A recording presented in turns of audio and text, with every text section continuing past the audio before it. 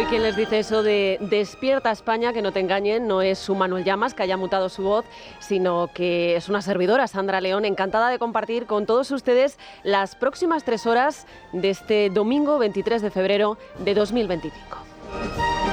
Un domingo en el que estamos muy pendientes de las elecciones en Alemania y también del estado de salud del Papa Francisco. Enseguida les daremos el último parte médico, pero también de todos los escándalos, que no son pocos precisamente, que nos deja la política nacional. Coincidirán conmigo en que la pretendida superioridad moral de la izquierda hace ya mucho tiempo que se reveló como una auténtica farsa. No en vano, nace ya camino de 7 años que sufrimos a un presidente del gobierno que llegó gritando a los 4 vientos esto. Pues nada, vamos a acabar con la corrupción. Eso es lo que vamos a hacer. Y que sin embargo ha hecho de la corrupción su seña de identidad.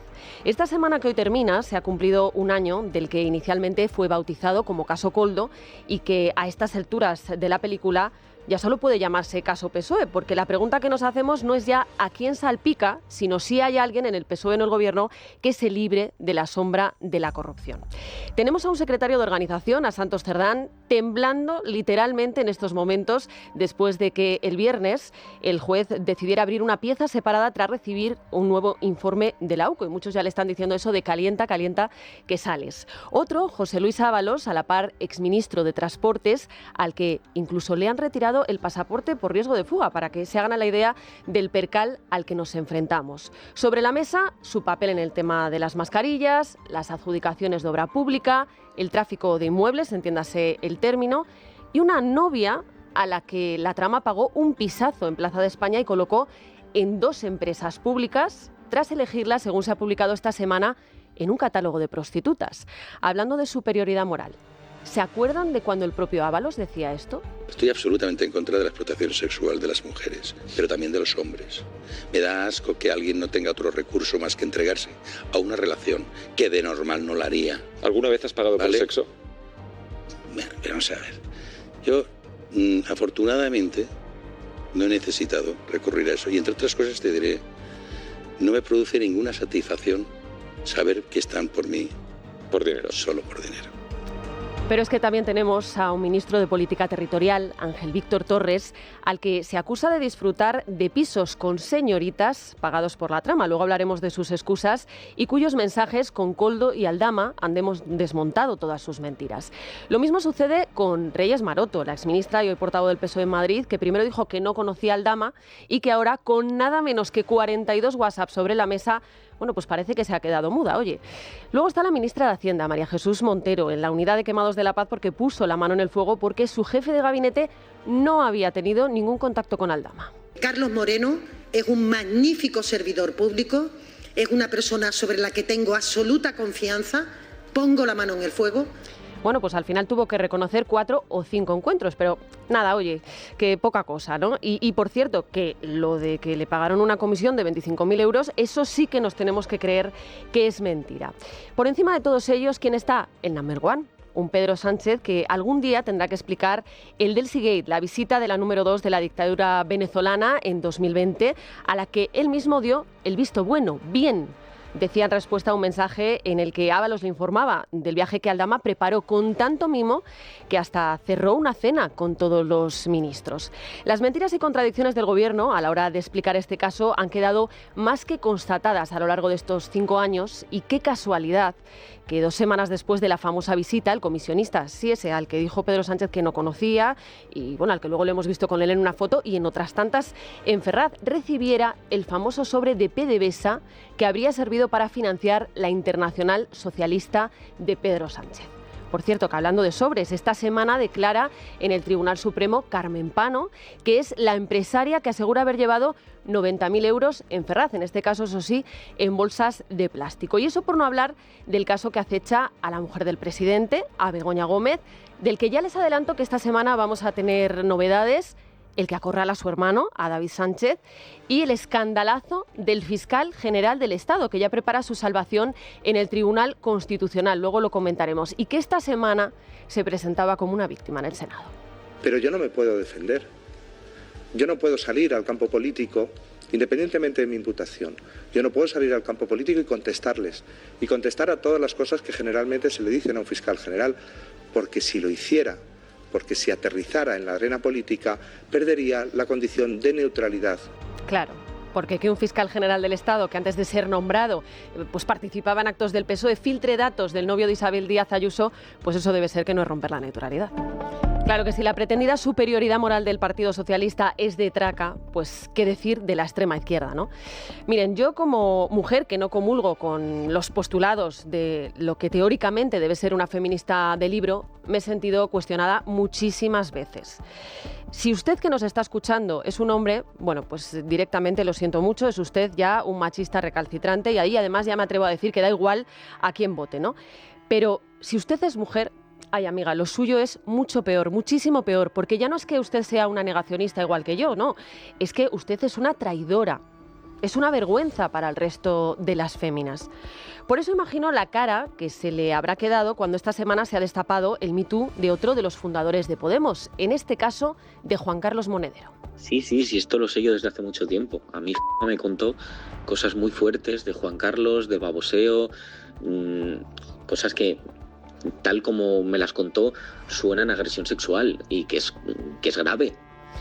El diario ABC destapaba esta conversación de Sergio Gregori, uno de los fundadores de la televisión de Pablo Iglesias, de Canal Red, y a partir de ahí nos hemos enterado de que en Podemos esto era Vox Populi, que había denuncias y que nadie dijo nada, no les fuera a perjudicar políticamente. Pero es que la historia no se remontaría a 2023, que es cuando Podemos ha reconocido que llegó una denuncia por escrito al partido. Es que estos episodios de supuesta violencia sexual se remontarían a 2016 y no solo lo sabían en la formación morada.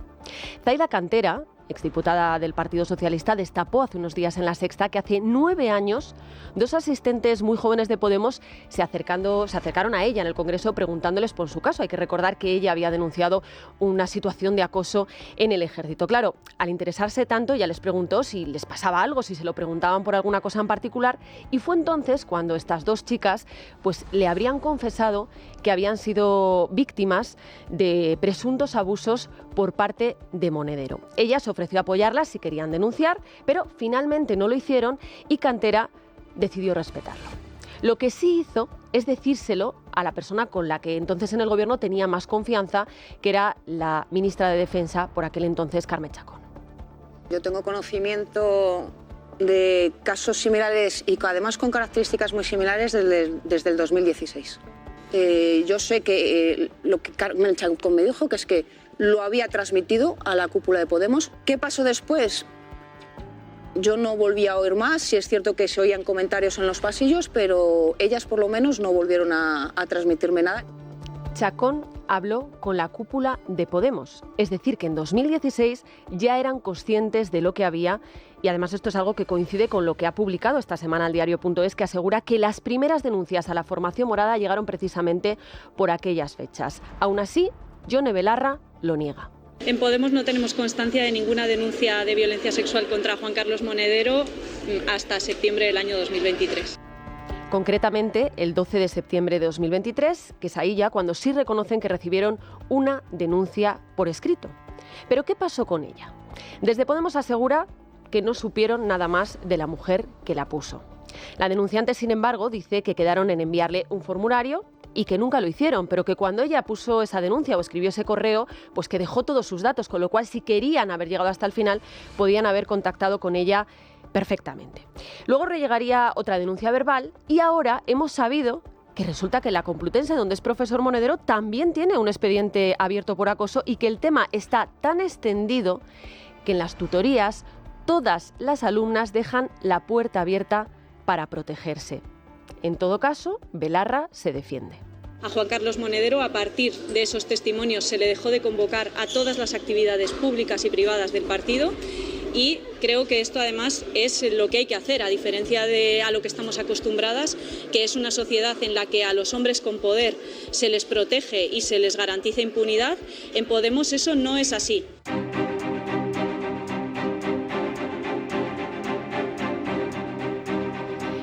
Pero ¿realmente fue así? ¿Realmente le apartaron? Monedero dice que a él nadie le ha comunicado nada y que de hecho ha seguido participando en actos del partido.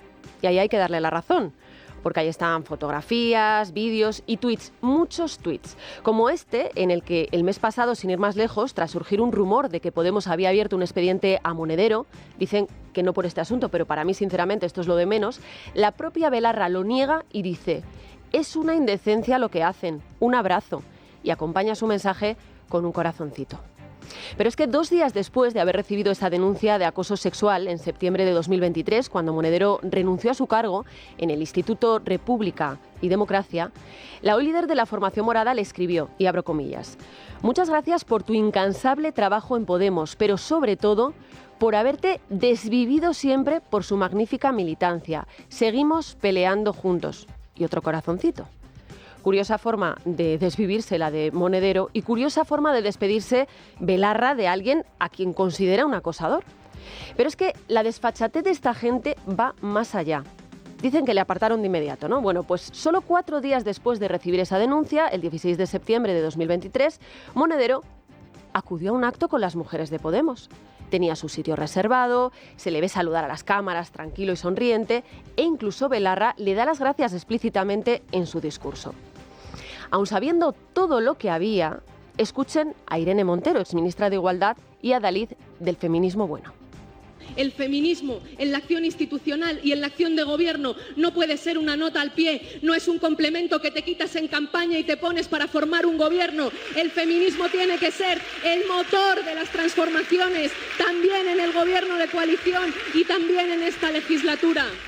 El feminismo no es un complemento de quita y pon, dice Montero. Bueno, pues hombre, yo si fuera la denunciante, desde luego que aquel día o me hubiera dado un ataque de risa o de ira. Pero es que desde entonces Irene Montero no ha dejado de darnos lecciones. Yo creo que uno de los grandes logros del feminismo en estos últimos años ha sido hacer visible una realidad que permanecía invisible, que es la de las violencias sexuales. Hacer visible lo invisible, decía Irene Montero el pasado mes de diciembre, haciendo balance de su paso por el Ministerio de Igualdad. Un ministerio en el que, por cierto, su fiel escudera era Ángela Rodríguez Pam, secretaria de Estado, a la par que responsable de feminismos de Podemos cuando llegó la denuncia de aquella mujer en septiembre de 2023. Ella fue la que la recibió y no hizo nada. Pero eso sí, lo de dar lecciones y presumir de los logros conseguidos, a ella también se le da estupendamente. Es posible que cada vez más el feminismo tenga poder, y esto es una novedad en España. De hecho, creo que lo que comienza con el se acabó de Jenny Hermoso es mucho más profundo que eso y está empezando a hervir muchas tarteras en el fuego, no solamente la del deporte femenino, también en los medios de comunicación, también en ámbitos culturales muy relevantes y desde luego, por supuesto, espero que en algún momento empiece también ese se acabó en la política, que es muy necesario. ¿Es muy necesario?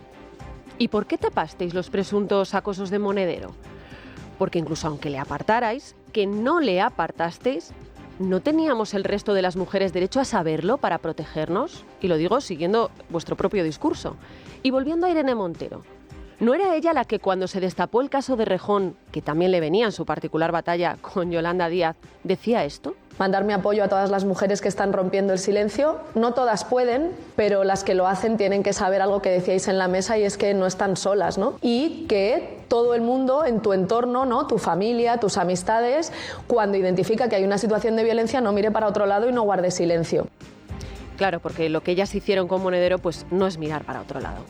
Miren, cuando Podemos irrumpió en la escena política y empezó a adoptar el que yo denomino el discurso del odio contra los hombres, yo no lo entendía.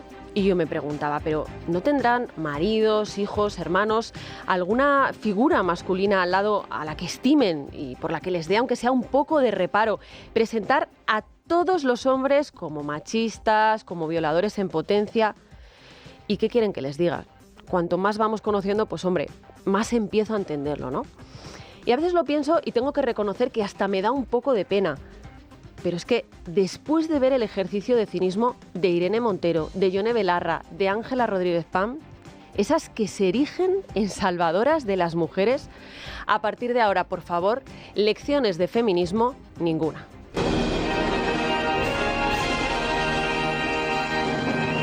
La trinchera de llamas. Es radio.